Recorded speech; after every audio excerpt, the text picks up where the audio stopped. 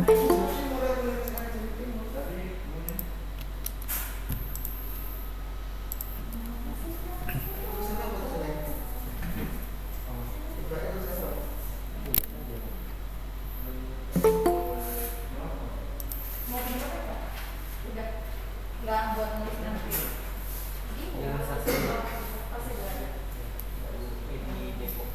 dimulai? Oke. Bisa dimulai yang online? Bisa, Pak. Oke, Bisa, Pak. ya. Terus. Assalamualaikum warahmatullahi wabarakatuh. Selamat siang. Waalaikumsalam wabarakatuh. Selamat siang, Pak. Sehat semua ya? Sehat, Pak. Oke, alhamdulillah sehat. Ini pertemuan terakhir ya.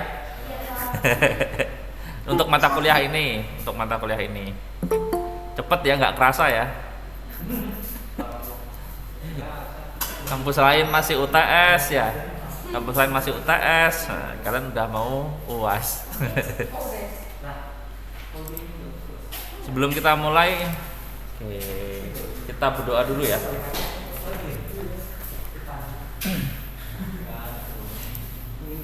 Kita berdoa dulu. Menurut agama kepercayaan masing-masing, berdoa dimulai.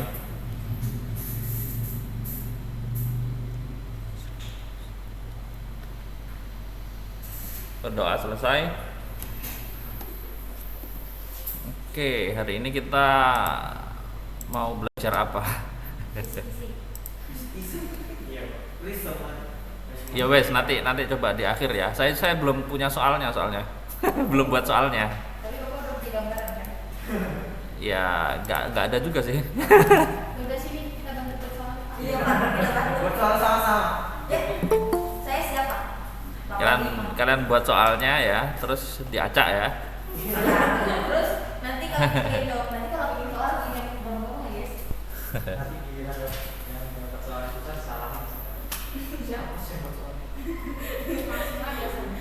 Oke. Hari ini kita coba bahas ini ya, nutrifikasi pangan. Kira-kira kalau kalian lihat ini produk ini, hubungannya apa sih sama nutrifikasi? Kira-kira nutrifikasi itu apa? Kalau saya kasih contohnya gambar ini. Nutrisi, siapa tadi yang jawab tadi? Namu siapa? Rama Fareza. Oh, Reza sama kayak saya ya. Ya, oke. Rama Fareza. Terus apa lagi? Karbo itu ya garam, masa karbo? Coba cari kesamaannya ya. Ini siapa ini tadi? Balkis. Oke, penambahan nutrisi. Meningkatkan nilai gizi. Oke.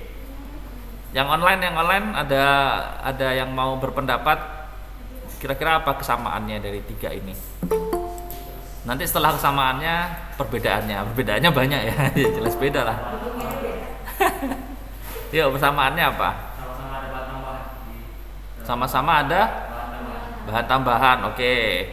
Jadi aslinya nggak ada, terus ada tambahan dari luar gitu ya. Oke. Ayo yang online suaranya, jangan tidur. Saya tahu kok kalau kalian online sambil tiduran. Pak. Sambil tiduran kadang-kadang ya. Ayo. Iya, Pak. Iya, Pak. Ayo dijawab. Kira-kira apa persamaannya lagi tadi? Tadi ada nutrisi ya, terus ada sama-sama ditambahkan dari luar ya, ada bahan tambahannya untuk meningkatkan nilai nutrisinya.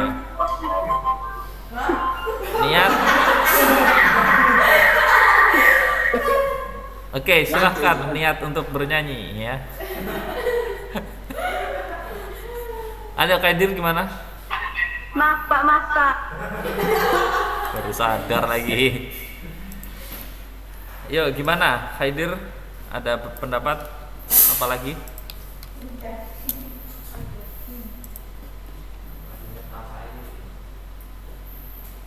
Udah nggak ada?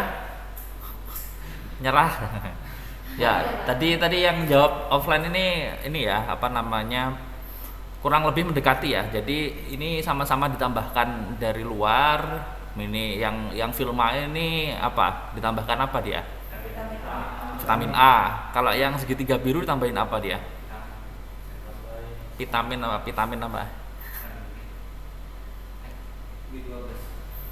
Vitamin B, betul. Terus apa lagi kira-kira? Ini Fe, ya agak kelihatan sih ya. Di sini ada vitamin B1, vitamin B3 ya. Coba digedein ya. Biar kelihatan. Tuh ada vitamin B1, B2, ada asam folat, ada zat besi, ada seng. Banyak yang ditambahkan ya. Bukan hanya vitamin B saja. Sudah. Kamu tadi kemana tidur? Ya, vitamin B1, B2, asam folat, ada zat besi, ada seng ya. Nah, di sini ada tulisannya difortifikasi dengan vitamin dan mineral. Terus kalau garam apa? Ya, kelihatan ya. Yodium di sini. Yodium, Pak. Ya, terima kasih. Saya accept dulu. Nah, terus tadi jadi sudah tahu ya, nutrifikasi itu gambarannya seperti itu. Jadi menambahkan nutrisi ya. Nutrisi itu bisa makro, yaitu protein, karbohidrat, lemak, seperti itu, atau mikro, yaitu vitamin atau mineral ya, ke dalam suatu bahan ya. Jadi bukan makanan ya. Ini kan tidak bisa langsung dimakan, tapi ini kan bahan. Ya mau ya boleh aja sih kalau mau minum minyak atau makan garam, tapi kan biasanya kan ini dipakai untuk membuat produk makanan ya. Jadi yang ditambahkan itu ke bahan. Nah, itu disebut dengan nutrifikasi ya, disebut dengan nutrifikasi. Nah, kira-kira apa bedanya nutrifikasi antara ketiga produk ini? Selain tadi ya yang ditambahkan beda, yang minyak itu vitamin A, kemudian yang garam itu yodium, yang segitiga biru ini banyak sekali. Kira-kira apa bedanya? Cara penambahannya, oke, bagus. Satu itu. Pengolahannya, maksudnya gimana? Bedanya apa sama cara penambahan?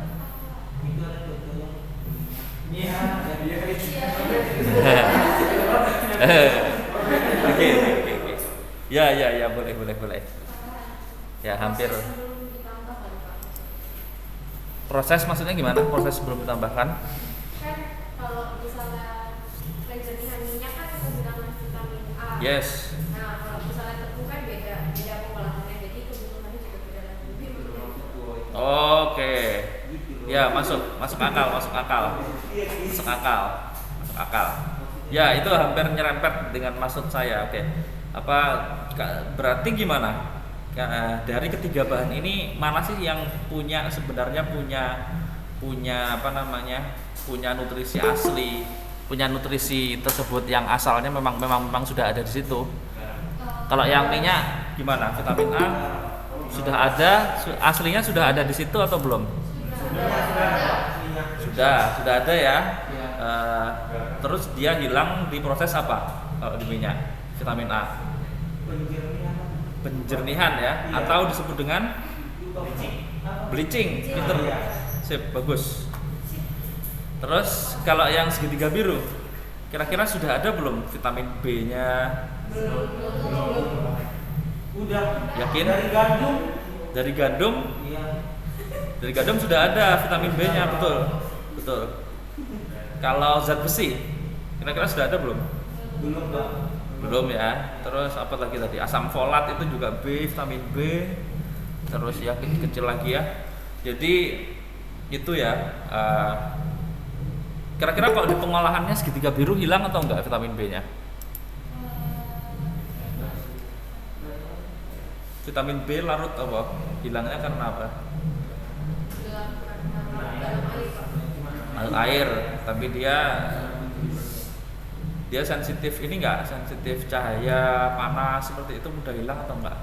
Iya. Yakin? Enggak, setelah saya bilang yakin kan. Oke. Terus kalau yang garam gimana? Aslinya ada yodiumnya nggak? Ada. Ada. Coba yang di sini aslinya garam ada yodiumnya nggak?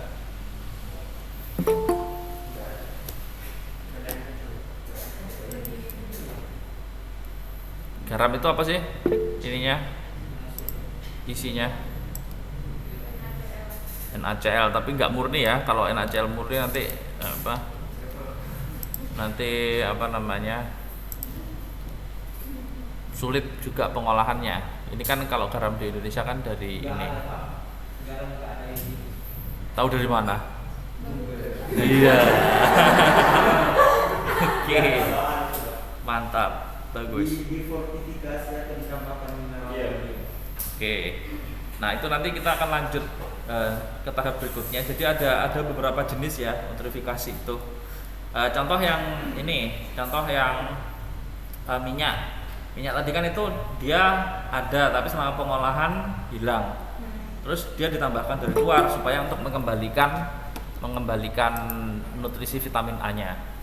Nah itu prosesnya disebut sebagai restorasi ya namanya ya.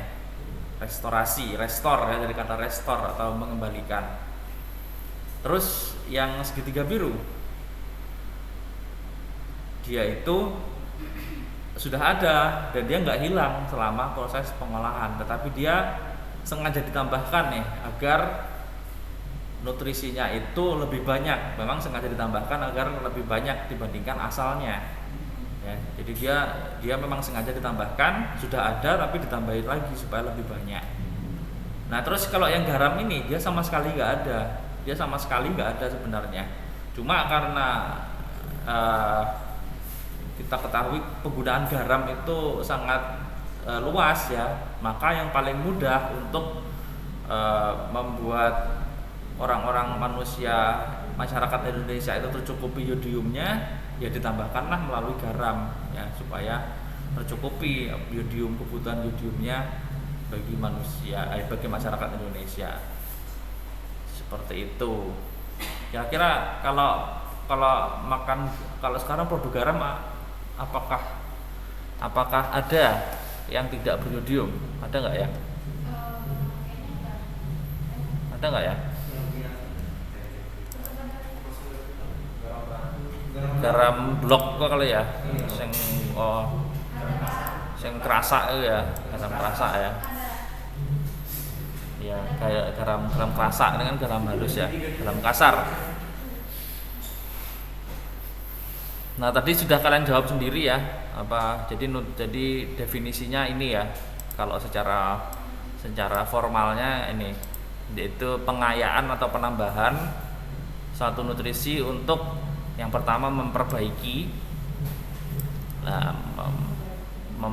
terus kemudian mengembalikan, contohnya tadi minyak tadi ya, memperbaiki, mengembalikan tadi, meningkatkan. Nah ini meningkatkan ini contohnya yang tengah ya, yang segitiga biru ya, kan sudah ada tapi ditambahkan supaya meningkat ya.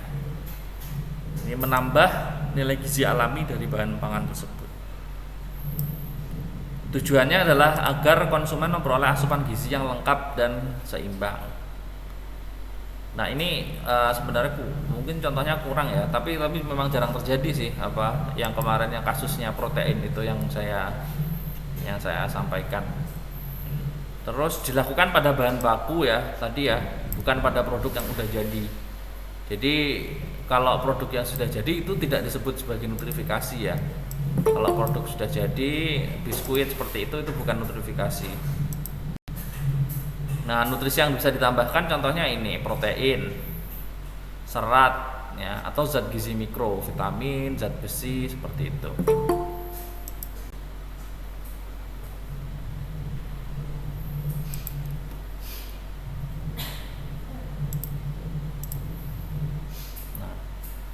Nah, tadi ya tujuannya yang pertama mempertahankan atau memperoleh porsi kandungan gizi sesuai dengan kebutuhan tubuh. Kemudian menyediakan produk pangan dengan nilai gizi yang baik. Nah, yang tidak kalah pentingnya ini tujuan komersial. Jadi kalian mungkin ini memang sengaja ya, kayak ini minyak ini ditulis gede-gede A gitu ya. Jadi sebagai keunggulan dia bahwa oh ini memiliki atau mengandung vitamin A begitu ya. Jadi ditulis gede-gede. Kalau ini segitiga biru kan dia low profile ya. Jadi dia nggak ditulis gede-gede, tulis kecil aja di sini vitamin dan mineral. Nah, garam juga seperti itu, berjudium kapal. Ya. Jadi bisa juga untuk ini tujuan komersial, untuk menunjukkan nilai tambahnya itu lebih besar dibandingkan produk yang lain ya, supaya dia menang di dalam persaingan produknya. Nah, ini tadi ya apa namanya? Beberapa contohnya istilah-istilahnya ya. Jadi istilahnya beda-beda. Kalau tadi fortifikasi itu ini kurang ya sebenarnya, saya buatnya sorry. Fortifikasi itu meningkatkan kandungan zat gizi yang lebih tinggi daripada kandungan asalnya. Ya ini lebih cenderung ke yang nol ya, artinya yang sebelumnya itu nggak ada menjadi ada.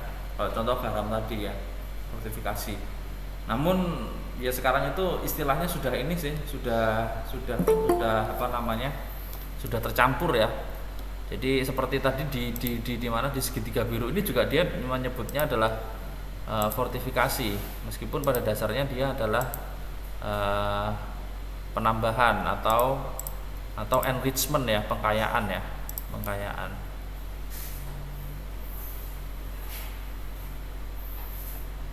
Nah, kemudian yang kedua ini ya, enrichment atau pengayaan ya. Jadi dia menambah satu atau lebih zat gizi untuk memenuhi standar kandungan yang ditetapkan secara internasional. Jadi ada syaratnya, kalau yang enrichment ini harus sesuai dengan standar internasional yang berlaku. Mohon maaf Pak, absen ulang ya. Absennya nanti lewat ini ya, Google Form ya, YesQL.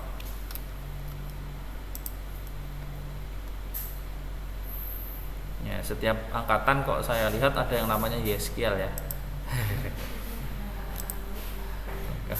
Kemudian restorasi tadi ya, mengganti komponen yang hilang atau rusak karena proses pengolahan. Contohnya minyak goreng. Terus apa lagi kira-kira ya? Yang bisa yang restorasi juga, mengganti komponen nutrisi yang hilang selama proses pengolahan. Ini apa, jus ini, jus jeruk atau jus buah-buahan seperti itu yang dalam kemasan kehilangan apa kira-kira selama proses? Vitamin ya, karena vitamin itu kebanyakan dia sensitif terhadap panas kan. Kalau pengolahan seperti itu harus ada proses pemanasan atau sterilisasi ya, supaya awet dalam jangka panjang ya, bisa. Jadi itu nanti ditambahkan apa namanya, vitamin A nya atau vitamin C. Kemudian ya ini tapi beda kasus ya, kalau apa namanya, kalau UC 1000 ya, kalian tahu ya, UC 1000 itu ya sebenarnya dia itu berlebih ya. Jadi dia itu memang bukan, kalau kalian lihat nanti kalian lihat ya, cek ya apa berapa sih kok apa namanya itu komposisinya itu, yang jeruk itu berapa persen sih di situ. Kalau itu kan memang suplemen ya, artinya memang vitamin C-nya yang jadi komponen utama, bukan yang jeruknya kan hanya sebagai perasa ya, bukan jus jeruknya yang dicari. Terus suplementasi. Nah, suplementasi ini penambahan komponen pangan seperti serat, protein ke dalam bahan pangan untuk alasan kesehatan. Jadi harus ada alasan kesehatannya. Apa contohnya nih? Contohnya bahan-bahan ini, makanan bukan vitamin. Kalau vitamin itu di luar bahan makan, bukan makanan ya. Ini kali ya, apa namanya itu, Quaker Oats itu kali ya. oats ya. Itu kan sereal yang khusus untuk energen gitu ya. Energen enggak. Jadi ini khusus alasan kesehatan. Jadi untuk penderita diabetes seperti itu ya. Jadi diabetasol itu bisa. Ya seperti itu. Kalau diabetasol kan dia susu tapi untuk diabetes gitu ya.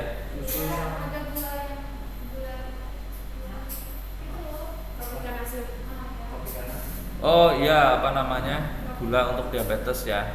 Ya kalau Tropicana Slim itu apa sih ininya? Isinya apa ya dia? Pemanis buatannya apa ya? Itu kan dia kan pengganti pemanis ya. Tapi bukan dari gula supaya bisa dikonsumsi oleh penderita diabetes. Kalau nggak salah itu pemanis buatan itu. Entah, nanti coba kalian cek ya. Aspartam atau apa ya itu ya. Jadi dia, tapi itu belum contoh suplementasi ya. Itu kan memang isinya itu memang bukan gula sih. Ya ini mungkin diabetasol tadi ya, bener tadi ya. Jadi dia belum dalam bentuk susu yang sudah jadi toh, masih diabetasol itu bentuknya susu bubuk ya. Ya itu. Halo? Susu protein kan. Oh. Susu tinggi protein. Yakult enggak. Nah, susu protein tadi ya mungkin ya. Elemen seperti itu ya. Nah, itu juga masuk itu. Itu bisa masuk untuk alasan anlin ya. Yang penambahan kalsium. Nah, itu juga bisa masuk itu.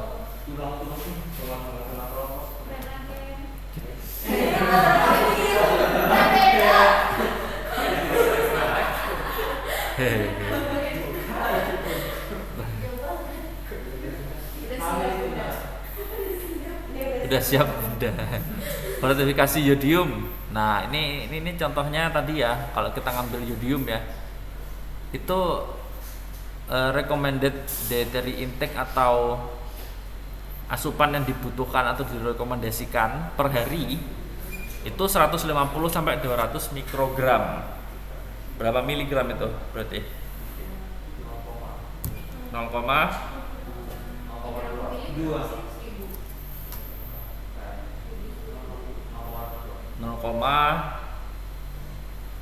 berapa yang online? Yang online masih mengikuti kan atau tidur semua ini? Kalah nih sama yang offline suaranya. Masih Pak, masih mengikuti.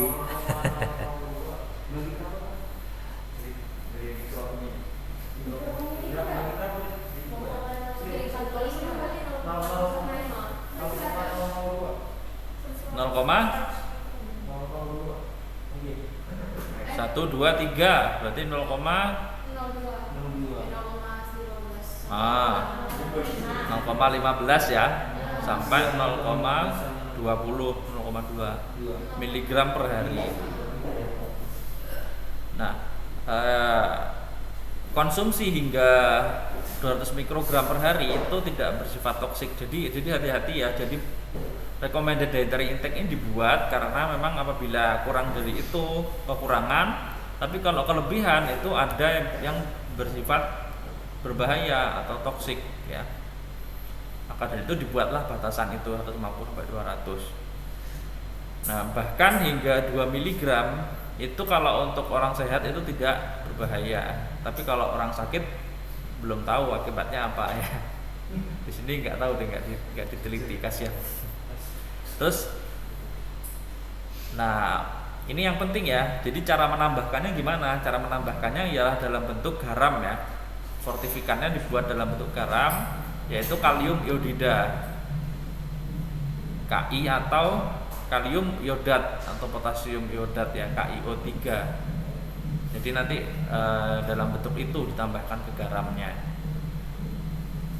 Nah, dia ada catatan Ki lebih murah, tetapi tidak stabil jika garam terpapar sinar matahari, panas dan air, sehingga kebanyakan yang dipilih adalah KiO3. Nah, seberapa banyak yang ditambahkan adalah 40 sampai 100. Nah, ppm, satuan apa lagi nih? ppm apa? ppm ada yang tahu? Yang online?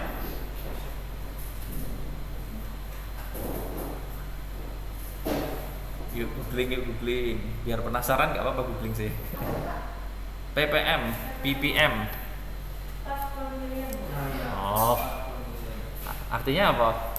Mas Nah, artinya apa Mas Nah? Surat keluar per juta. Nah, tadi siapa bilang per juta? Wih, kamu nyeletuknya bener ya. Nur, berarti gimana?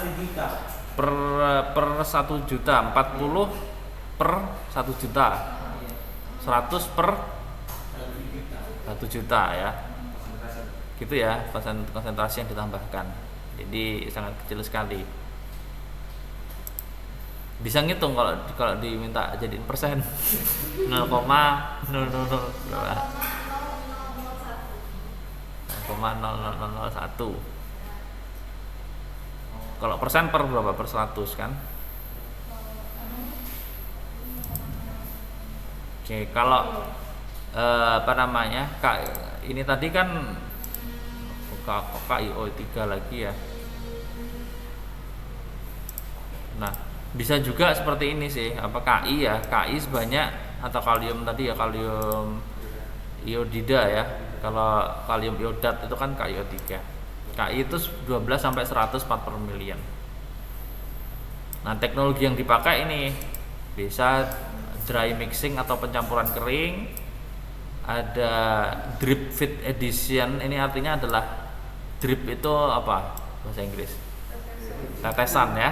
Jadi diteteskan. Jadi nanti garamnya lewat terus dia diteteskan oleh larutan KiO3.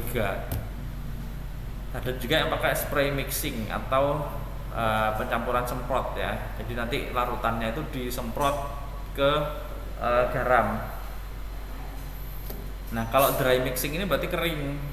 Jadi KiO3-nya dalam bentuk kering. Maka dari itu perlu ditambahkan anti kempal. Apa itu anti kempal? Anti menggumpal ya. Berarti dia dapat mencegah terjadinya penggumpalan. Berarti mencegah penyerapan air ya. Kena kelembapan kan itu karena kenapa dia bisa menggumpal. Nah, dicampurkan dengan rasio. Jadi pertama campurkan ini dulu dengan anti kempalnya. Rasio 1:9. Satunya KiO3, anti kempalnya 9. Nah, kemudian 1 bagian dari campuran tersebut ditambahkan ke 10 bagian garam. Berarti 1 itu premixnya tadi KiO3 plus anti kempal, 10-nya itu garam. Nah, setelah itu dilakukan pengadukan atau pencampuran ya, pakai drum berputar atau pakai screw conveyor. Kurang lebih seperti itu. Nah, ini apa namanya? Gambarnya ya. Screw conveyor seperti ini, drum berputar seperti ini.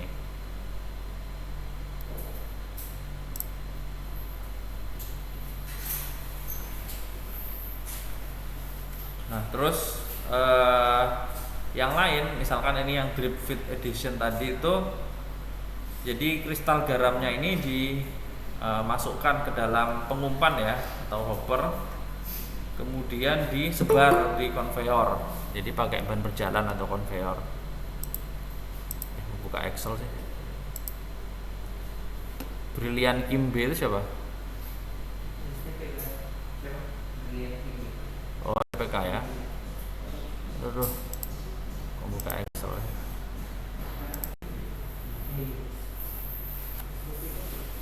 Nah, terus KiO3-nya dalam bentuk larutan ya ini ya. Terus dialirkan dan diteteskan ke kristal garam seperti itu. Ada videonya nggak ya? Coba nanti kita cari ya. Terus kemudian garamnya yang tadi yang sudah tercampur sama larutan KiO3 ditampung dalam kemasan. Nah, kemudian kalau yang spray ini kalian sudah pernah diajarin ini belum? Spray drying belum? Mengering semprot belum ya? Jadi ini sama seperti itu. Jadi nanti lapisan garam itu disemprot pakai larutan KiO3 dalam nozzle atau kalau kalian lihat selang gitu ya, selang yang disemprot itu ya seperti itu. Ini pipa bertekanan 1,4 kg per cm persegi, sehingga larutan KiO3-nya itu bisa dalam bentuk partikel yang lebih kecil-kecil lagi. Terus setelah itu garam yang sudah terselimuti ya sama larutan KiO3 tadi itu jadi turun ke konveyor dan masuk ke dalam kemasan.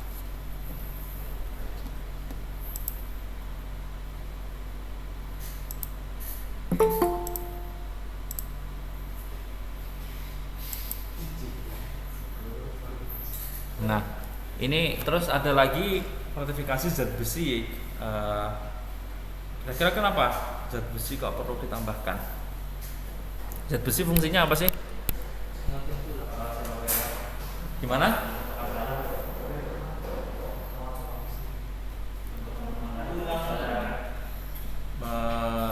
Mengatur. Tadi yang jawab darah tadi benar, tapi lebih tepatnya apa? Zat besi di dalam darah fungsinya apa? Iya, mengikat oksigen sehingga hemoglobin jadi berwarna merah. Ya, jadi fungsinya itu. Kalau misalkan kekurangan zat besi disebut apa? Anemia. Gejalanya siapa? Ada yang anemia di sini? Pucat, terus apa lagi? Lemas. Anemia beda sama darah rendah ya. Kalau darah rendah tekanan darahnya rendah. Pusing muter. Itu karena kekurangan zat besi. Lapar bisa sih, tapi kan bukan anemia ya lapar ya. Lapar masa langsung anemia. Ada, ya bisa sih.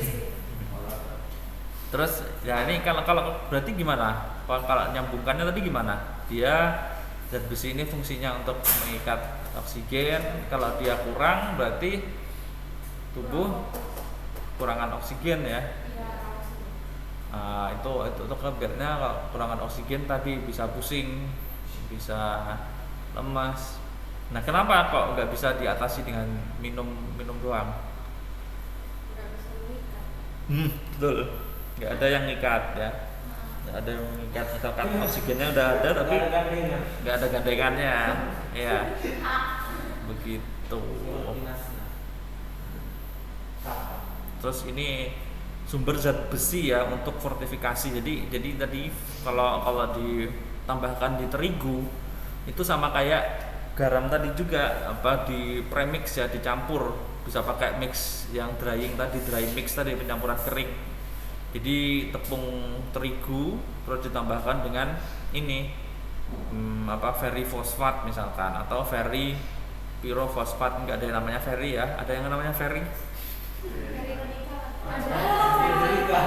radikal. Oh ini bapak ibunya ini ya orang kimia ya. Ferry kan zat besi. Jadi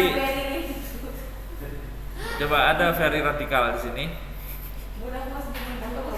Berarti kalau dia ferry radikal berarti dia ini mengoksidasi atau membuat lingkungannya jadi karatan ya. Fer kan besi kan gitu, kan karatan kan oksidasi. Mana namanya ferry radikal? Orang tuanya ngasih namanya ilmiah ya. Mungkin ketika dia mau lahir gitu orang tuanya lihat besi karat ya, besi karat. Ada nggak sih di sini?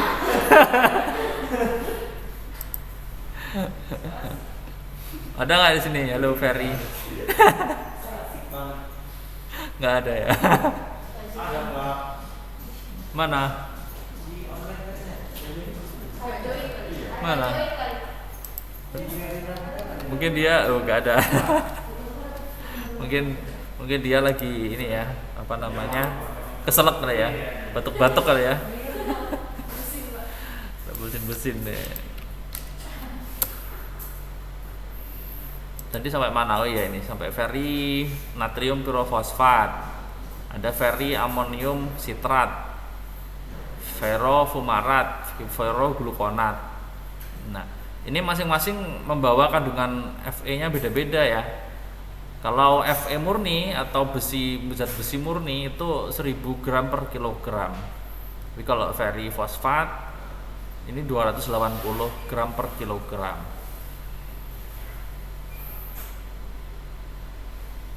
Nah, kemudian di sini ada nilai biologis relatif ya.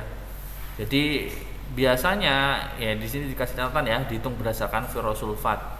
Biasanya memang yang ditambahkan adalah ferrosulfat sehingga persentasenya ini relatif ke ferrosulfat ya. Jadi kalau relatif terhadap ferrosulfat sudah pastikan ini 100%. Jadi nanti yang lain ferroglukonat ini berapa persen dibandingkan dengan ferrosulfat 97%. Ya, kalau ferri amonium sitrat ini lebih tinggi 107% dibandingkan dengan ferrosulfat ya. Berbeda kalau ini ya, berbeda dengan kandungan ya, ini nilai biologis ya. Ini berapa banyak yang mampu diserap sama tubuh ini, nilai biologis itu. Berapa banyak yang mampu diserap oleh tubuh. Jadi meskipun kandungannya si ferri amonium sitrat ini lebih rendah dari ini ferrosulfat, tapi dia mampu diserap lebih tinggi nih daripada ferrosulfat.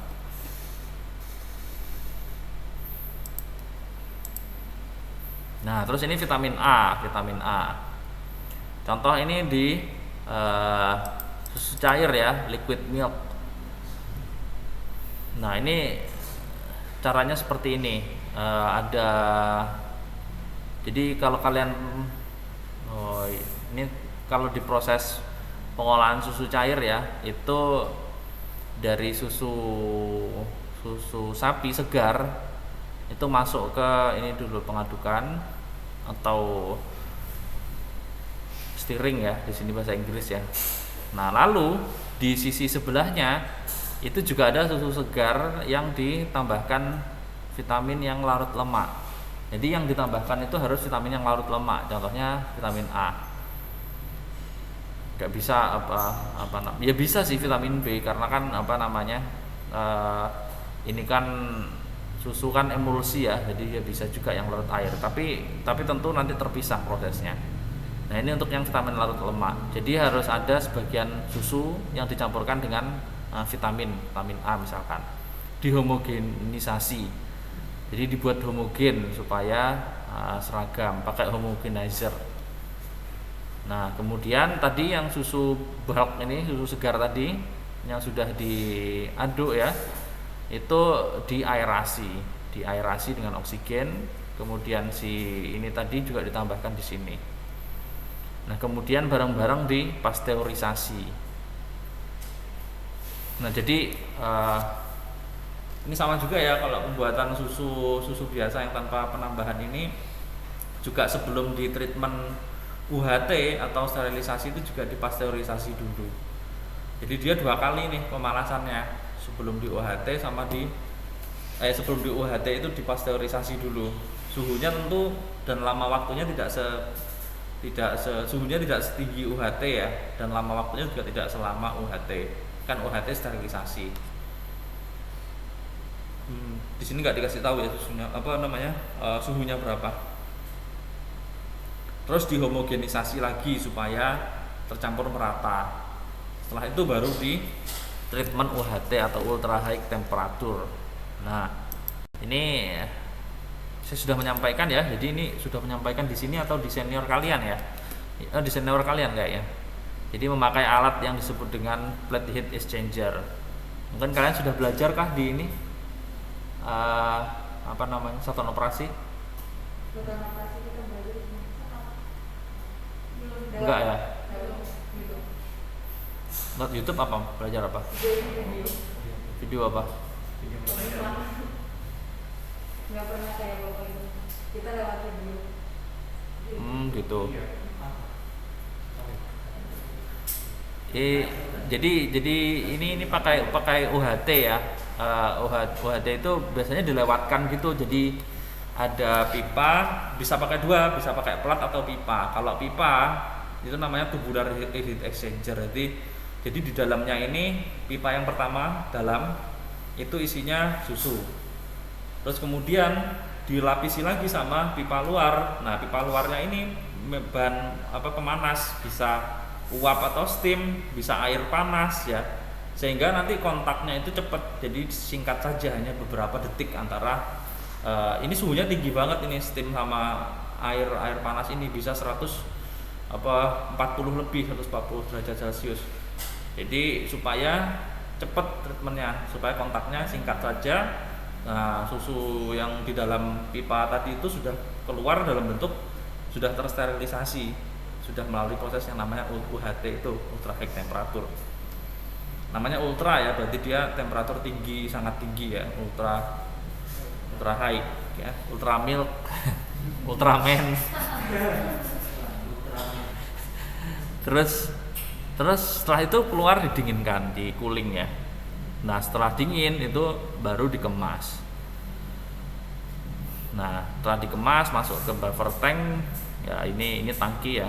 Ini kalau susu cair ya, bukan susu dalam kemasan. Berarti di sini belum dikemas dalam ini ya, kotakan seperti itu ya. Ini masuk dulu ke buffer tank, baru setelah itu dulu finish produk atau produk jadinya dikemas itu. Nah, kalau spray dry itu tadi ya, nah ini ada muncul spray dry ya. Tadi kan ada spray apa tadi yang di atas tadi, garam tadi? Spray mix ya. Nah, di sini muncul spray dry. Nah, ini itu nanti apa? Di sini ada yang hemat THP. Ada yang hemat THP nggak? Oh, belum ya, belum pengumuman ya. Jadi saya nggak apa-apa. Jadi ada salah satu senior kalian yang memang waktu kuliah itu memang cerdas sekali, pintar sekali. Dia ini direkrut di QC atau quality controlnya SGM Sarihusada sini, Klaten. Nah, kalau ini kapan-kapan kalian undang lah, kalau yang di THP lah, minta usulan biar cerita nih gimana sih prosesnya di sana itu sebenarnya, spray dry itu seperti apa. Ya mungkin nggak akan membongkar seluruh ini kan, tapi kan setidaknya secara umum kan tahu realnya itu seperti apa. Jadi kalau saya dulu pernah itu ke Indofood, Indolacto ya, itu liquid milk sih. Kalau yang spray dry ini juga belum pernah saya. Jadi ini seperti ini kalau di diagram ini ya. Tadi di konsentrat ini artinya diuapkan airnya ya. Jadi dia dikurangi kadar airnya, terus kemudian dicampur sama seperti ini tadi, vitamin yang larut lemak dicampur dengan sedikit susu, terus dihomogenisasi, baru ditambahkan, di mixing, dicampur ya. Nah, setelah dicampur ini baru dimasukkan ke alat spray drying supaya jadi susu bubuk, pengering semprot ya istilah lainnya, spray drying, pengering semprot. Jadi di sini ada bagian yang namanya nebulizer, jadi membuat kabut gitu, dikabutkan ya, nebulizer itu dikabutkan, terus suhunya tinggi. Jadi kabut-kabut tadi langsung segera cepat untuk mengering dan jadilah bubuk yang kecil-kecil itu, susu bubuk. Terus apa lagi nih? Oh, ini sama, cuma beda. Dia bukan vitamin dalam bentuk larutan tapi dalam bentuk vitamin kering. Jadi di sini menambahkannya pada saat setelah jadi susu bubuk. Jadi susu bubuknya dicampur dengan vitamin yang dalam bentuk kering tadi. Ya. Apa iki? Sebentar ya.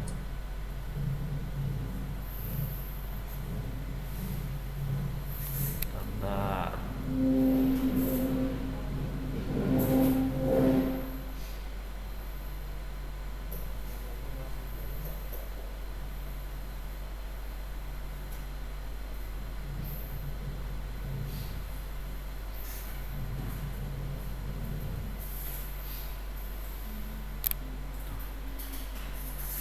Sudah tak isi.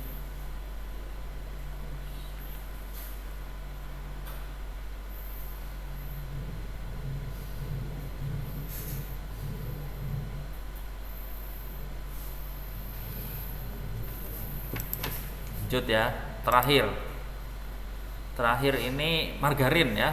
Margarin itu juga difortifikasi dengan vitamin A. Margarin itu apa?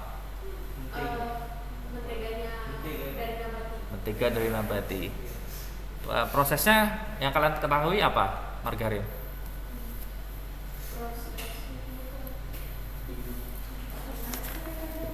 STPK, ayo yang kemarin apa?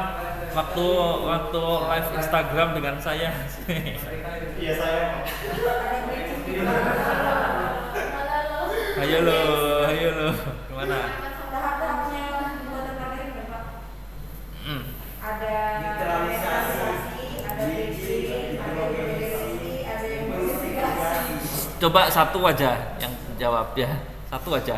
Coba Ada Arka. neutralisasi. Terus juga bleaching. Bleaching. Terus itu hidrogenasi sama terakhir emulsifikasi. Hidrogenasi, emulsifikasi. Oke. Ya, itu dapat dari mana? Google. Oke. Jadi kalau tadi tahap bleaching tadi itu adalah tahapan untuk melakukan pemurnian minyak ya. Jadi supaya dapat fraksi stearin setelah dapat fraksi stearin dan olein. Nah, fraksi stearin olein tersebut nanti bisa dicampurkan untuk menjadi margarin. Jadi pada prinsipnya sebenarnya kalau margarin yang dari sawit, kalau dengan proses pencampuran tadi sebagian fraksi padat, sebagian fraksi cair diemulsifikasi tadi dengan air, itu tidak membutuhkan hidrogenasi tadi. Hidrogenasi kan tujuannya untuk memadatkan minyak yang cair, ya toh. Sedangkan kalau dari palm oil atau minyak sawit dari itu kan sudah ada fraksi yang padat, yaitu stearin. Ya. Jadi sebenarnya pakai itu tinggal diemulsifikasi sudah tidak menimbulkan produk sampingnya partial hidrogenasi yang berbahaya, namanya asam lemak. Ayo yang online yang ingat asam lemak trans ya. Lemak trans ya. Jadi bisa diklaim kan di margarin itu dia zero lemak trans karena prosesnya tadi nggak melalui partial hidrogenasi, bisa melakukannya dari perbandingan fraksi padatan dari minyak sawit dan fraksi cairnya. Jadi diatur sedemikian rupa. Nah ini ya secara umum untuk prosesnya itu sebenarnya seperti ini. Jadi nggak ada nggak ada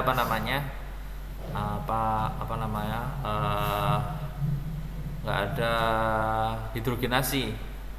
Nah mungkin ini kan pakai skim milk ya dia karena sumbernya dari luar negeri ya, jadi dia nggak pakai minyak sawit, jadi dari skim milk. Nah ini mungkin sebelumnya ini itu ada proses awalannya dengan hidrogenasi tadi supaya dia lebih padat. Itu diemulsifikasi dengan air ya. Kan kalau margarin kan air di dalam minyak ya, sejumlah air dalam minyak yang banyak. Nah, kemudian dicampurnya di mana? Di sini sebelum diemulsifikasi. Jadi ada sebagian minyak yang diambil, ditambahkan vitamin, kemudian dihomogenisasi, baru ditambahkan ke produk sebelum diemulsifikasi. Nah, setelah diemulsifikasi kemudian dikristalisasi ya, supaya membentuk margarin yang lebih lembut. Kemudian di rolling, kneading, jadilah margarin.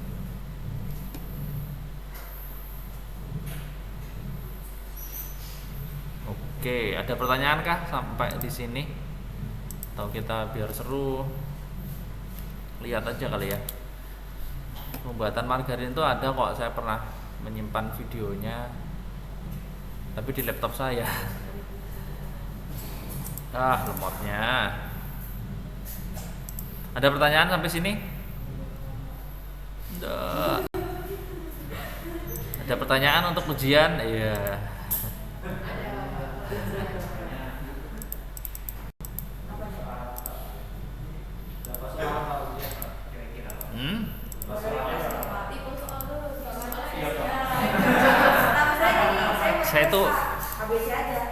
itu lebih suka urayan sebenarnya.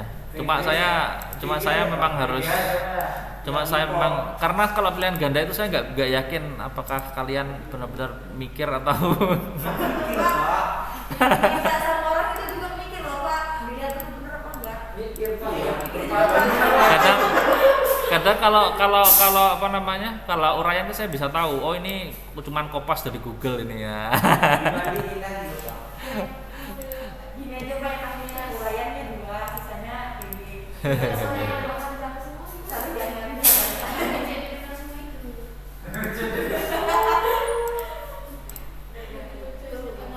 malah ya banyak kita BC bener semua. Kita pasti bener Pak. Pusing lah. Ada pertanyaan yang online? Ini kok lama ya?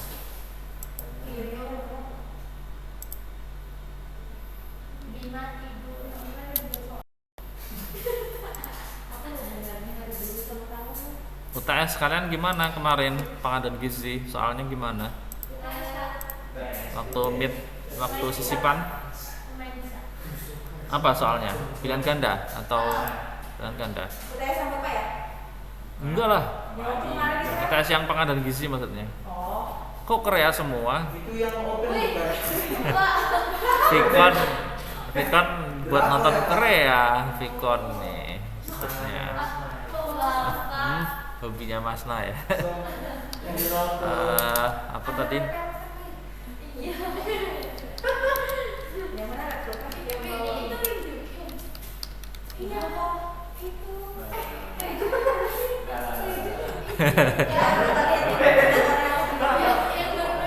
Jangan kalian ya nonton di sini. Skip. Siapa yang nonton di sini?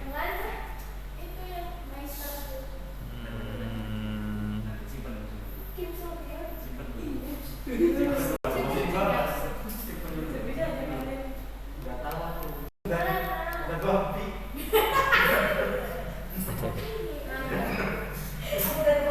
Ah ini ya, apa ini ya? Oh iya.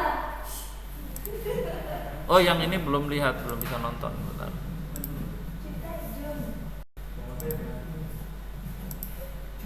Wah lemot ya.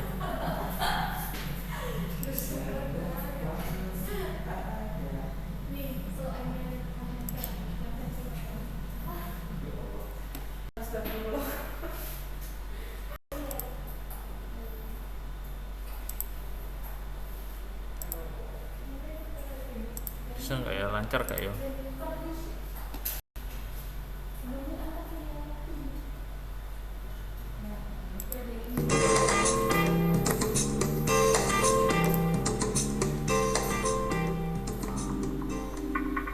Margarine is basically an emulsion of water in fat, resembling butter in appearance, character, and composition. The fatty phase is normally a mixture of vegetable and/or animal oils and fats, and the aqueous phase skim milk or water, or a mixture of them. Small quantities of other ingredients, such as salt, flavors, and emulsifiers, may be incorporated through either of the phases. There are various types of margarine for specific applications, of which the most popular are table or tub, industrial, and pastry margarines. Margarine is universally formulated to contain 80% fat and 16% water. A number of other ingredients, either water or fat soluble, may be added to impart taste, flavor, and aroma, and to enhance its physical, chemical, and nutritional properties. Water-soluble ingredients include salt and preservatives, while fat-soluble ingredients are emulsifiers, lecithin, antioxidants, flavor, natural coloring compounds, and vitamins. Nah, vitamin kan, jadi dipisah ya. Yang larut air, larut minyak dipisah. Ingredients such as salt, emulsifier, coloring agent, flavoring agent, and antioxidants are weighed accordingly. This is normally done at 60 to 70 degrees Celsius. A homogeneous melt is ensured by continuous stirring in a mixing vessel. The water-soluble ingredients are dissolved in a small volume of water made up to the final volume, which constitutes 16% by weight of the margarine. The mixture, or the aqueous phase, will be added to the fat phase. Fase airnya tadi yang dicampur air Emulsifiers, such masukkan as ke mono and diglycerides, Fase depending minyak. on the type of margarine and lecithin, should be first dissolved in a small volume of the oil and fat blend, preferably in the ratio of 1 to 4 at 65 degrees Celsius to 70 degrees Celsius. The mixture is then incorporated into the main bulk of the oil and fat blend in the tank under continuous stirring at temperature ranging from 50 to 60 degrees Celsius. Other fat-soluble ingredients, such as antioxidant, color, and flavor, are dispersed in a small volume of the fat blend and mixed into the main body of fat. This is also done at 50 to 60 degrees Celsius under continuous stirring to homogenize the mixture.